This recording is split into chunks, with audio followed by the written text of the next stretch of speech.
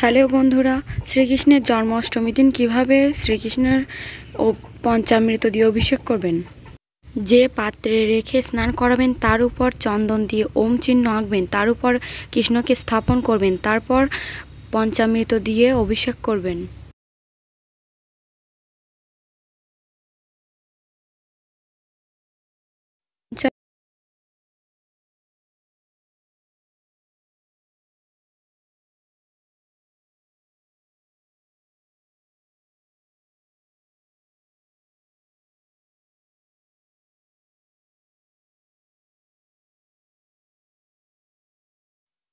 উপর থেকে ফুল ছড়িয়ে দেবেন।